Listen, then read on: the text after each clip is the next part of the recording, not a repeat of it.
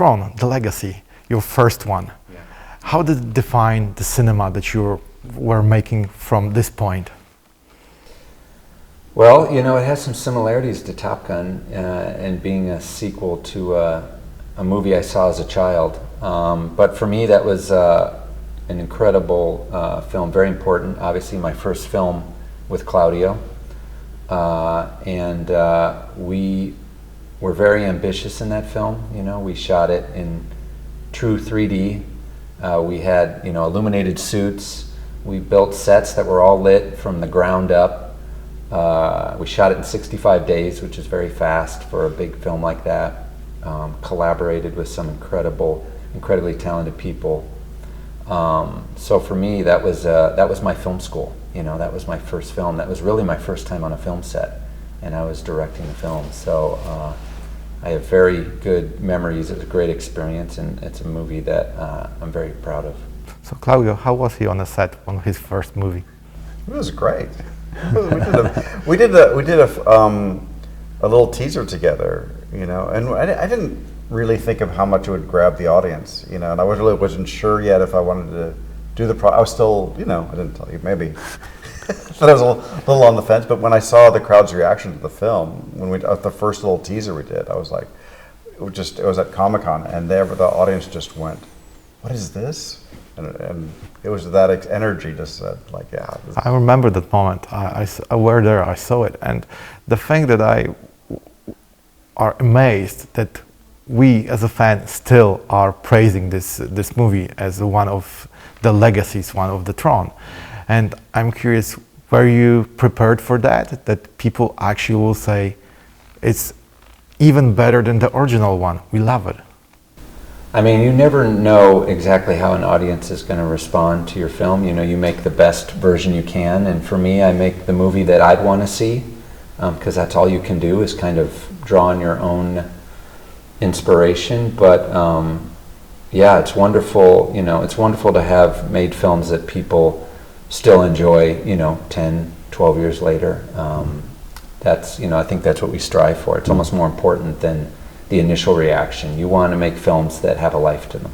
And you did the same with Top Gun Maverick. And again, you pushed the barrier more and more. And I'm curious, when you were a child sitting in the cinema watching Top Gun and Tron, did you imagine that you will be the one of the storytellers to take this franchise farther? Never. I mean, I grew up in the Midwest, very far away from Hollywood. I didn't know anyone who worked on movies. It just seemed like this kind of impossible job, and somehow through my path I found my way into, I think, the job that I was always meant to have, and I feel very fortunate for that, and I feel very grateful to do this job because it is a challenge, but for me, it's really, every day on set is fun. You know, I don't even think about it as work. It's just, you know, Claudio and I are always talking about what's the next thing we can do, what's the next problem we can solve to give the audience a perspective or show them something they've never seen before. As I said, you push the boundaries all the time. And I'm curious, when you were both working on Top Gun, what was the main obstacle that you said, all right, we have to do it. It doesn't matter how long we will work on it, we have to do it. I think the big thing was just getting the cameras in the jet. That was the biggest tackle, because we wanted to have the actors not on screens, not on blue screens or anything. You know, we wanted them to be in the air, feeling it, seeing it in their faces, watching their faces stretch and distort, and and them really trying to fight to stay almost even conscious sometimes, because 7.5 Gs is a ton of stress to put on the human body, and you see that in their faces as they're battling and acting, and I feel that's what we really fought to get to the audience. I think this is one of the movies that you don't actually only see it on the screen, you feel it. Like when I'm sitting on the chair in the cinema, I also was going like, what's happening? And the pushing these boundaries, I'm curious, and this is a question also for you, to working with actors, to actually pursue them to go inside the jet and feel the G's pressing on their bodies. Was it easy?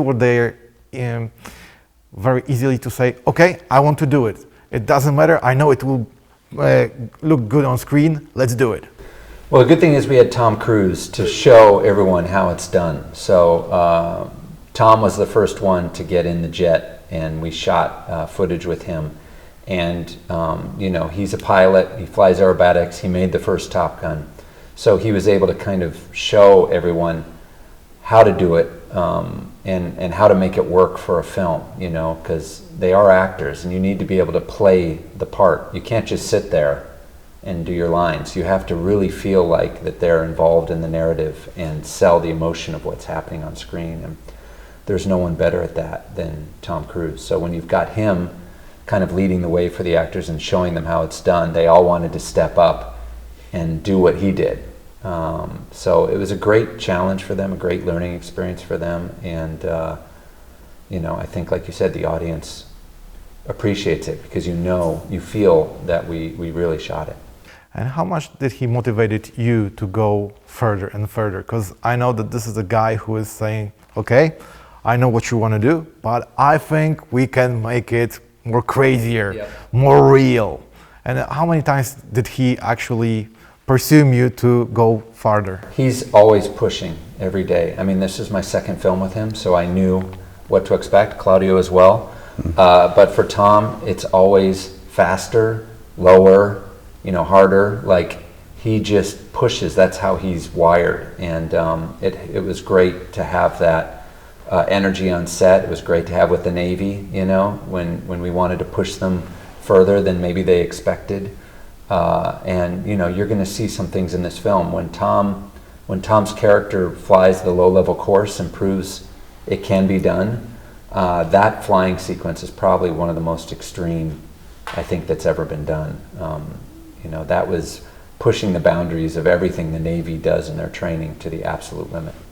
And was there any moment that you had to say to Tom, listen, it's not possible to catch it on a screen? I know that in your imagination it looks amazing, but it's impossible, or everything that he wanted was possible for you? No, I would never say to Tom, you know, we can't do that. You know, I would say maybe, you know, let me look into that and let me see what we can do and try to achieve as close as we can to that, or if he ever had a comment like that. But I think we succeeded pretty well on this movie to get the cameras where they needed to be, you know, mountains and helicopters and all the different ways that we shot.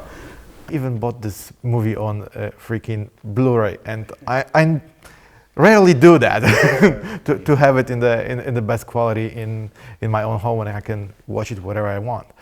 And this is also a question: when you were approached with this opportunity, you immediately said yes, or you said, all right, we have to think about it because it's a legacy. People will expect something for us, something bigger, and we have to think about, can we deliver it?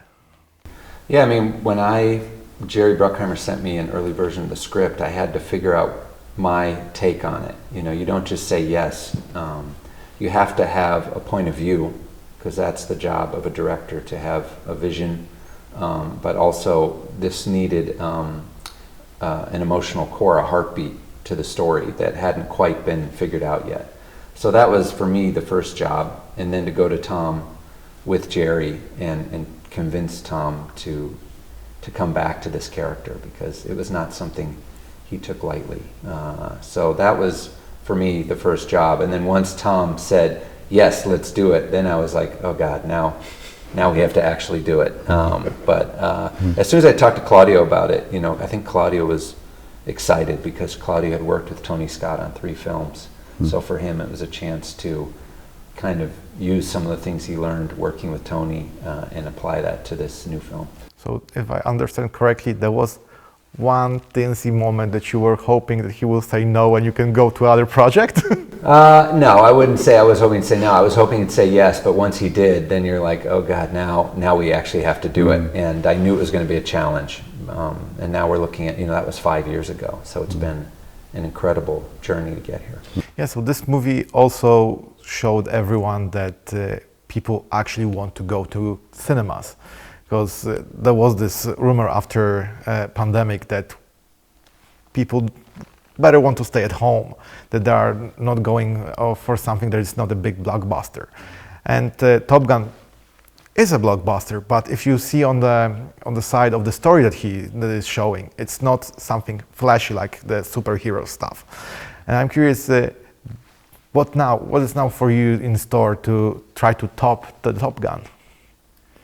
I don't think we're trying to top Gun. That's going to be hard to do. You know, it's such a special film in that you've got all these characters that people have grown to love and know over the last 35 years, and you know, we were very lucky to have the opportunity to kind of tell the next step. So for Claudio and I, we have a film that we're prepping now that takes place in the world of Formula One, which is a whole different set of challenges, but something that we're, I think, really excited to take on and try to figure out.